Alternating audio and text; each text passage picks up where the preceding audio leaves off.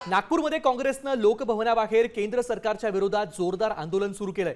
काल राहुल गांधी यांना ताब्यात घेतल्याच्या निषेधार्थ आणि जंतर मंतरवर विद्यार्थ्यांना झालेल्या मारहाणीच्या निषेधार्थ काँग्रेस आक्रमक झाली आहे। लोकभवन समोर कार्यकर्ते आक्रमक झाले। पोलिसांनी काही आंदोलकांना ताब्यात घेतलंय। या परिसरात तणावाचं वातावरण निर्माण झालंय। काँग्रेसच्या कार्यकर्त्यांनी केंद्र सरकारच्या विरोधात जोरदार घोषणाबाजी केली आहे। विद्यार्थ्यांवरती लाठीचार्ज झाला। त्यांच्या प्रश्नाच्या संदर्भामध्ये संवेदनशील नाही सरकार, त्याच्या विरोधातला हा जनाक्रोश आहे।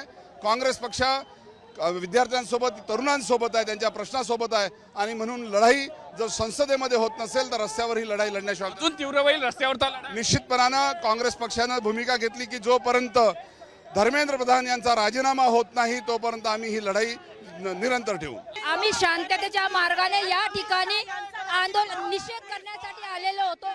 जबरदस्तीने पोलिसांनी आमच्या कार्यकर्त्यांना ओढू गाडीमध्ये टाकलेलं आहे, म्हणून हे आंदोलन उग्र स्वरूपात झालेलं आहे। आम्ही इथे उग्र करण्यासाठी आलेलो नाही, काँग्रेसच्या कार्यकर्त्यांना बदनाम करण्याची ही सरकारची यंत्रणा। धर्मेंद्र प्रधान यांचा राजीनामा, अमित शहाचा राजीनामा आणि पंतप्रधान मोदीचा राजीनामासाठी विद्यार्थ्यांना मारहाण झालेली आहे तर हा सगळ्यात मोठा बिग प्रश्न आहे की विद्यार्थी आपल्या देशाचा भविष्य आहे, आपल्या देशाचा कणा आहे। या देशाच्या कणाला तुम्ही मारहाण करत आहे। भविष्याचं तुम्हाला भारताच्या भविष्याचं काही घेणं देणं नाहीये, तुम्हाला फक्त तुमची सत्ता हवी आहे।